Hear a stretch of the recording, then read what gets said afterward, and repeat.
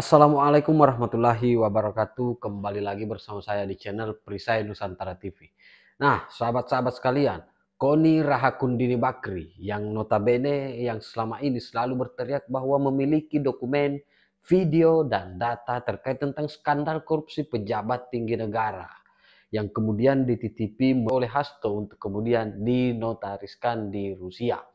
Nah, pada hari ini, pada kesempatan kali ini, Koni Rahakundini Bakri kembali membantah statement yang pernah disampaikannya. Meskipun misalnya pernyataan Koni Bakri mengatakan bahwa yang dia pegang adalah dokumen, akan tetapi jubir dari PDIP Mas Guntur Romli itu mempertegas bahwa ada puluhan video, ada data bukti terkait tentang skandal korupsi pejabat tinggi negara dan penyalahgunaan kekuasaan oleh pemerintahan sebelumnya yang kemudian dititipi melalui Koni Rahakundini Bakri yang dinotariatkan di Rusia.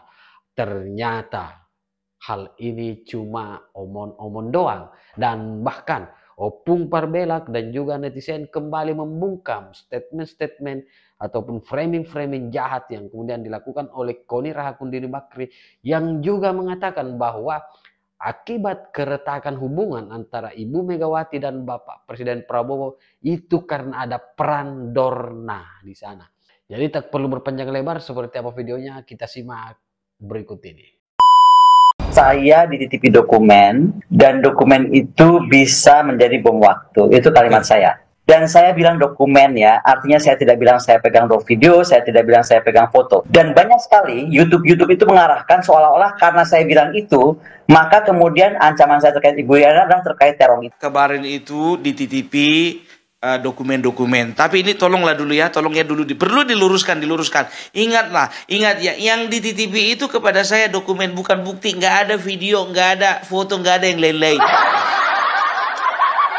Dan saya bilang dokumen ya, artinya saya tidak bilang saya pegang raw video, saya tidak bilang saya pegang foto. Kemarin kan kau yang bilang.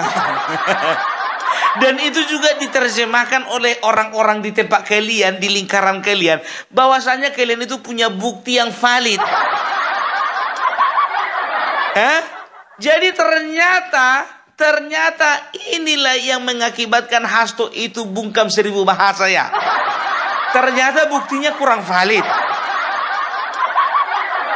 Kan dibilang kemarin apa, masih ingat kalian kan yang dibilang itu katanya punya bukti, punya video, punya foto, punya rekaman suara. Aku masih ingat tuh, elit PDIP sendiri tuh yang bilang itu, masih ingat. Saya ulangi sekali lagi, yang saya pegang adalah dokumen. Ketika saya menerima dokumen, sudah pasti saya bukan orang bodoh dan Pak Hasto juga orang pinter kan. Kami tidak bisa menerima begitu saja, pasti ada perjanjian antara kami bahwa saya hanya sekedar dititipi. Sehingga hak untuk mengeluarkan, mengedarkan, memindahtangankan, mentransfer, dan lain dan sebangsanya, itu hanya ada di tangan Pak Hasto Kristianto sebagai pemilik dokumen. Ada yang kenal sama suami ibu ini? Bukannya bilang apa, soalnya apa akhir-akhir ini ku tengok dekat kali dia sama si Hasto. Serius, di mana ada Hasto, di situ ada Koni. Di mana ada Koni, di situ ada Hasto.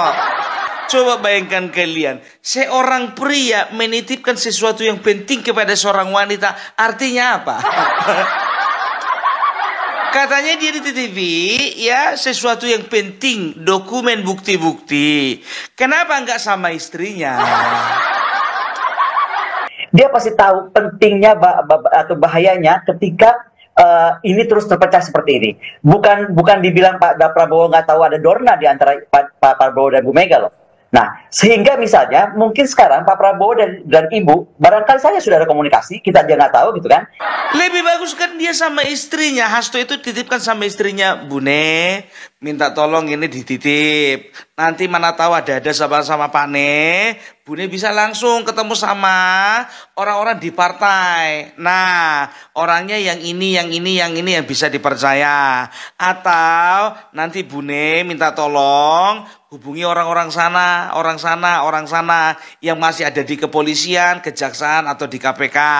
Nah, tolong ini dokumen penting loh Bune.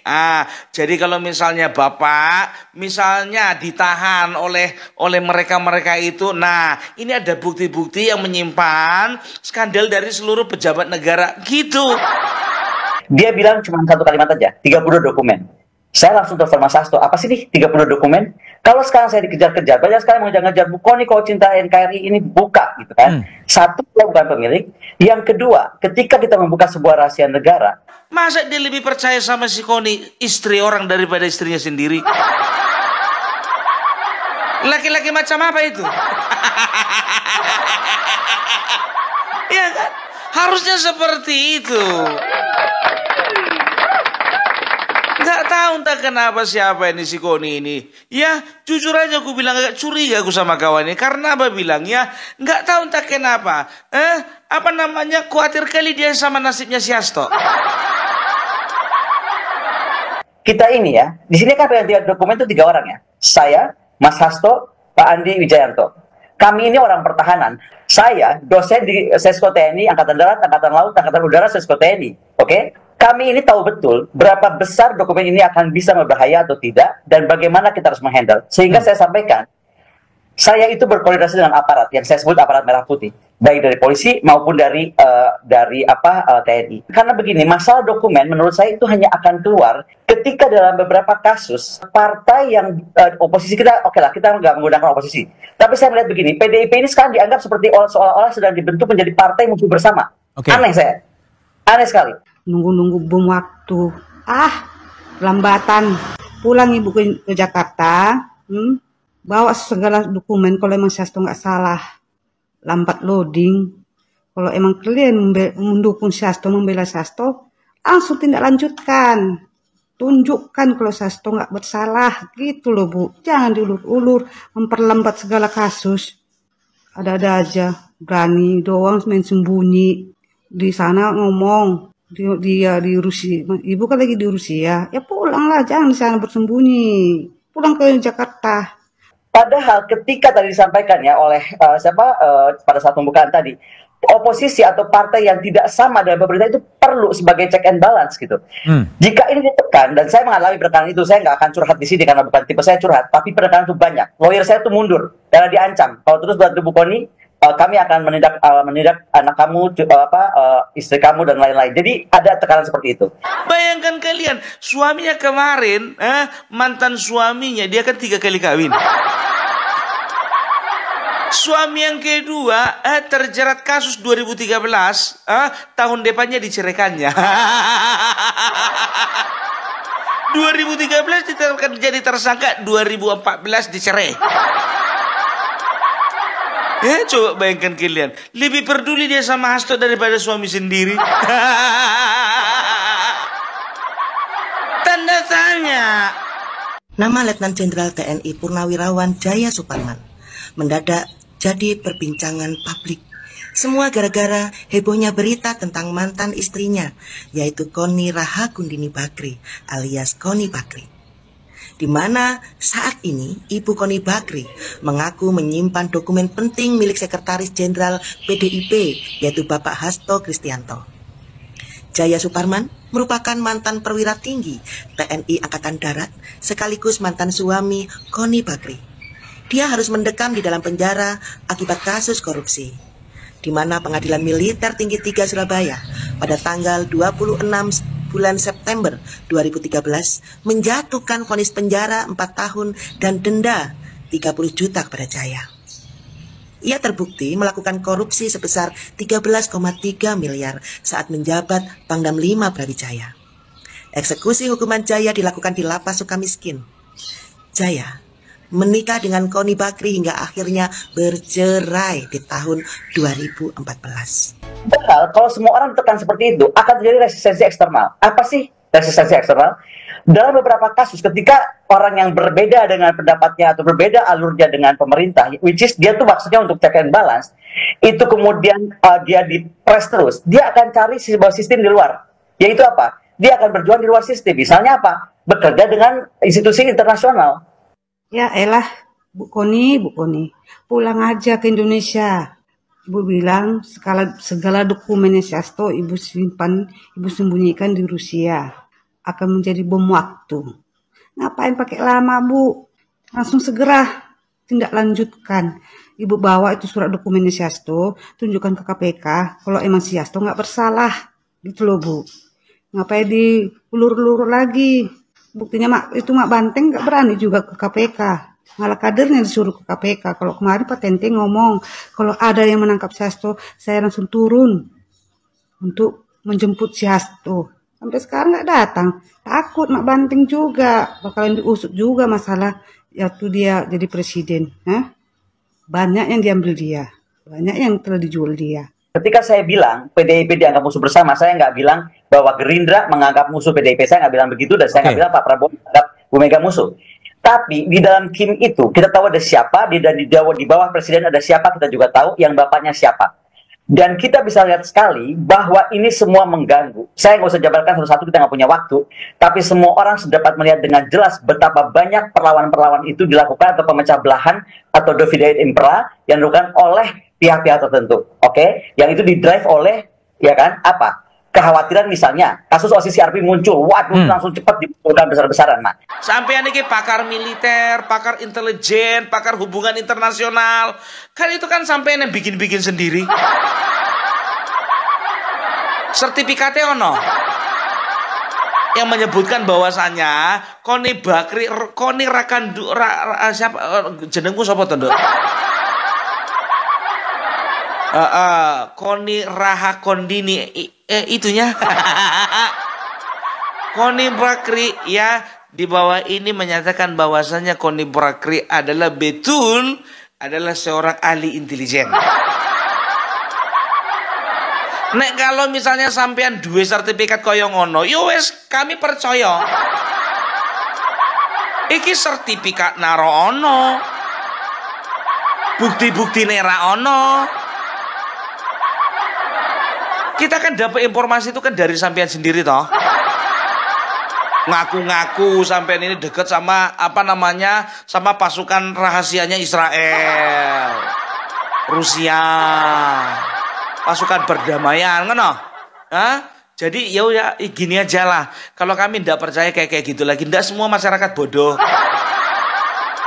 Kalau lihat terakhir Pak Prabowo, saya melihat beliau itu negarawan ya. Dari awal saya tuh selalu memberi selamat kepada beliau menjadi presiden. Betul saya tidak memberi selamat kepada wakilnya, tapi saya sangat menjunjung Pak Prabowo ketika menjadi presiden. Sekarang kalau saya ditanya, kenapa Pak Prabowo sepertinya atau tadi seolah-olah dianggap ada apa? Ada deal. Sebenarnya bukan deal politik. Menurut saya Pak Prabowo, karena backgroundnya dia jenderal dan angkatan bersenjata, malah diperlambat. Percepat aja Bu, biar tahu rakyat Indonesia ini siapa yang salah, siapa yang benar. Kalian ini banyak pemain film semua. Kayak si Hasto. Cocok itu film Korea. Nangis-nangis terus. Tunjukkan semua. Kalau emang si Hasto tidak bersalah. Ya Bu ya. Gak usah pakai lambat. Kalian maunya main lambat. Tapi berkoar-koar. Banyak ngomong doang. Pulanglah. Perjuangkan si Hasto kalian itu kalau emang tidak salah. Gitu loh ya Bu ya. Jangan hanya kalian kambing hitamkan Pak Jokowi. Dikit-dikit Pak Jokowi kalian salahkan. Tunjukkan. Tahu kalian.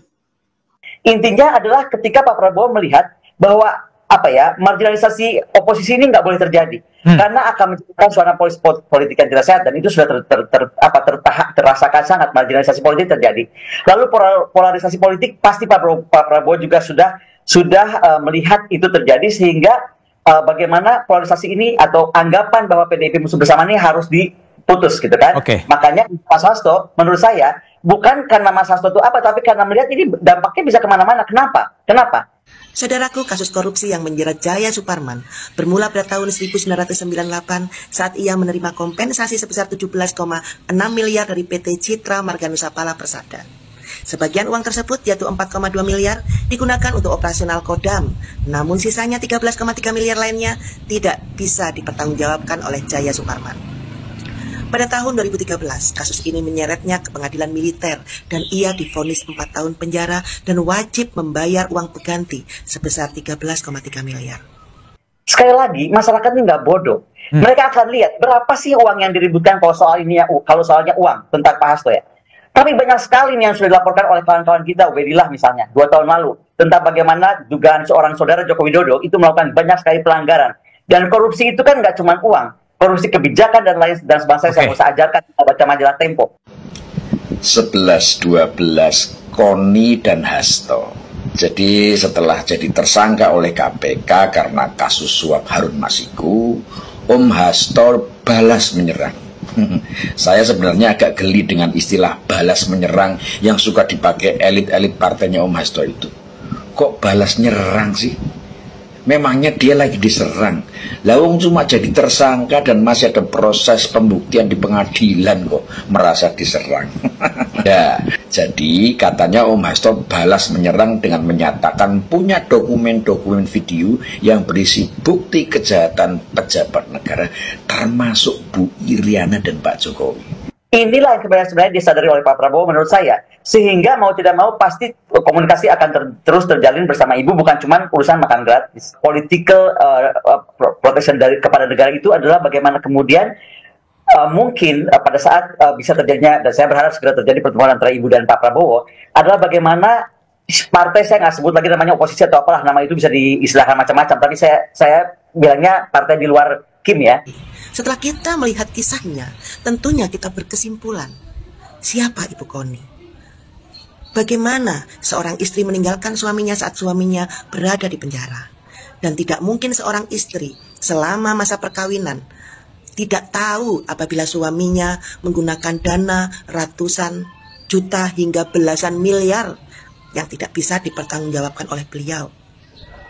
Tentunya seorang istri yang baik bakalan ngerasa bahwa saat ini suaminya sedang tidak baik-baik saja dengan memberinya uang secara berlebihan.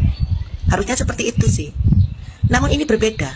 Dan pada saat suaminya berada di Sukamiskin, terjadilah perceraian itu. Dan kemarin sebelum terjadinya Pilpres, Ibu Koni berusaha menjatuhkan kubu dari Bapak Prabowo. Dan dia sempat menjatuhkan Bapak Prabowo secara pribadi untuk kasus alusista. Dan saat itu juga, di momen-momen yang hampir bersamaan, BAP Ibu Koni di kepolisian dibuka ke publik, BAP tentang perselingkuhan. Dan saat ini, Bu Koni mencoba untuk menjatuhkan Ibu Iriana Jokowi. Dia bilang kasus terong. Saya nggak habis pikir dengan Ibu Koni. Dia sebenarnya juga bukan orang baik kok. Kenapa harus menjelek-jelekan orang yang baik? Dia tidak bersih-bersih amat loh. Itu bisa harusnya memiliki hak bicara, baik orang partainya sendiri, baik simpatisan partainya, baik akademisi partainya gitu kan. Jangan dianggap bahwa seseorang yang simpatisan partai terus dianggap adalah juga musuh bersama gitu kan. Terus kemudian bagaimana memimpin komite pengawasan, bagaimana kemudian hak mengajukan mosi tidak percaya juga boleh terus diadakan, diteruskan. Karena ini adalah bagaimana juga membangun budaya politik yang inklusif. Dan katanya dokumen itu dititipkan sama Tante Koni dan disimpan di Rusia. Jauh ya Om, nyimpennya sampai ke Rusia.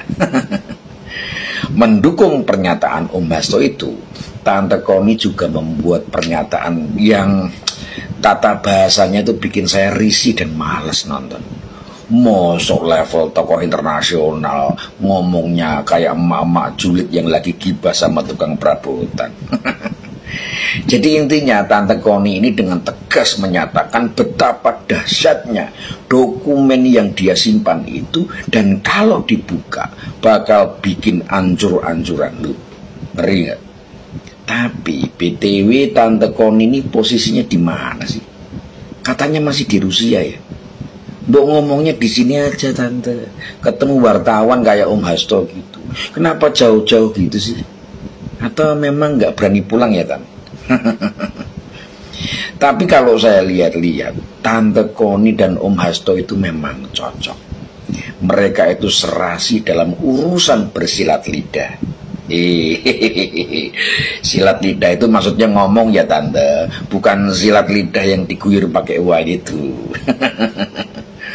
Tante Koni dan Om Hasto itu 11-12 dalam hal menggunakan istilah kriminalisasi. Waktu Om Hasto dijadikan tersangka, dia kan juga menyebut kasusnya itu adalah bentuk dari kriminalisasi atau politisasi hukum. Nah, Tante Koni juga bilang gitu. Waktu kasus perselingkuhannya diungkap di pengadilan yang BAP-nya bocor ke publik, waktu itu si Tante juga menyebut bahwa dia dikriminalisasi. Makanya ya jadi 11-12 sama Om Hasto ya kan. Tapi semoga saja dokumen-dokumen yang disimpan Tante Koni di Rusia yang menjadi kartu trufnya Om Hasto itu segera dibuka dan dipublikasikan supaya kita semua tahu seotentik dan sevalid apa sih. Moga-moga nggak kayak bukti-bukti yang dikumpulkan Om Hasto dari mantan pacarnya Kaisang, yang belum apa-apa udah jadi fitnah di media massa, nggak berbobot dan sangat tidak relevan.